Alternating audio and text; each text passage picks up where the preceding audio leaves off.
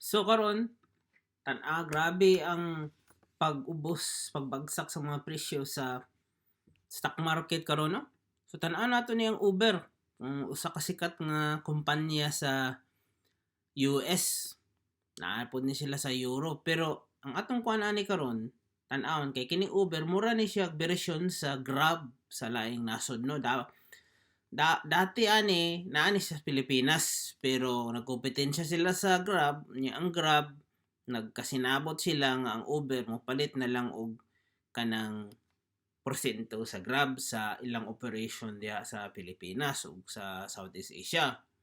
So karon na Uber ni ubos siya murag 3-month loan, no? 3-month loan ni siya, oh. So sa tulo ka bulan niya kung tan-aw nato ni siya ubos kayong presyo karon. So dapat maayo nga mopalita as isa sa so tan-aw nato is year low. Sana siya nga big cap name. So karon palit lang tag ginagmay.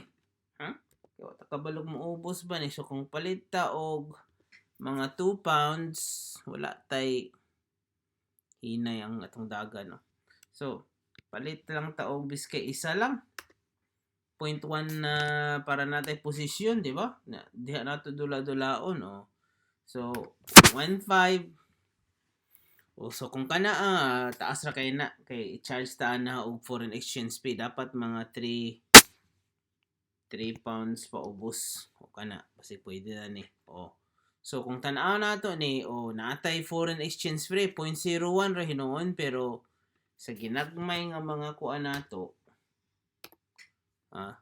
dako na siya. So tan-aw nato wala free, commission free, wala charges. So ig-on ta na.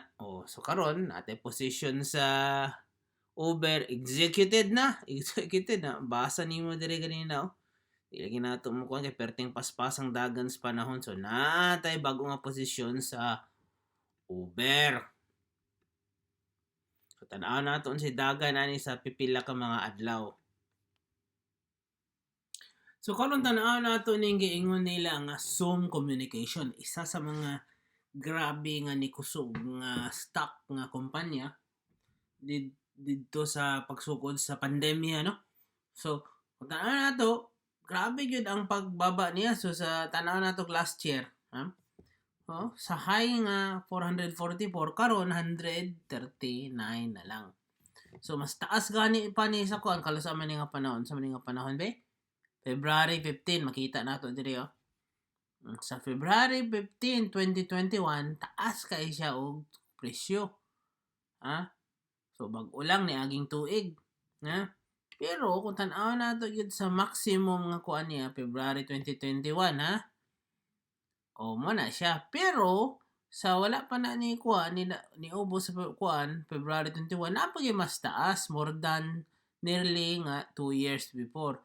559 mo na ang all-time high. Karon 139 na lang. Di ba? Pero kusog gyapon ni siya, murag kapuyan ang tao. Di ba? Sa una sa pandemic sila ra gyud ang kuan.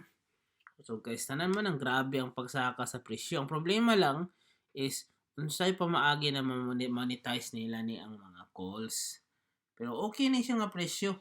So tanaw na to sa valuation na ni. Position down kuan gamay ra. Tanaw na to karon ang PE ratio. Taas lang gihapon ko, no? Pero dapat i-recompute nato ni kay usahay pag ubos di man nila ilahi ang PE ratio gyud. So kung palitaan na ang Zoom, di nanatag 9 pounds ka pinatong paliton, di moubos gyud ni ang atong percentage below na nga kuan loss sa 30 paingon sa mga 15. So kuan ta ni. So kuha lang tag 0.14. Sobra na gani. 0.11. Naku rasos. 0.1 ra gyud. Pila man ang 0.1 be? Ay. Gyapon po sa 0.09. 6. So 5.9. Mura gid na 5.8. 5.7. Mura kuanta na. So makita na ni nato nga dapat maubos na ang atong kuan diri sa SOM.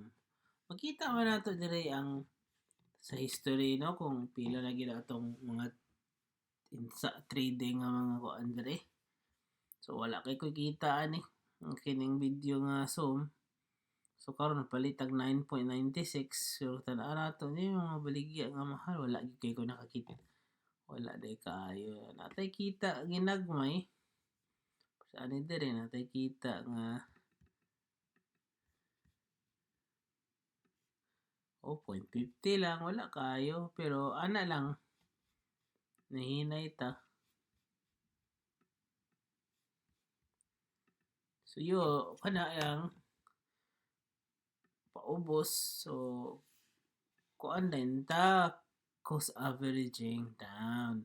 So tan-aw nato karon 15% na lang, di ba? So kaya siya kung mataas ay okay siya.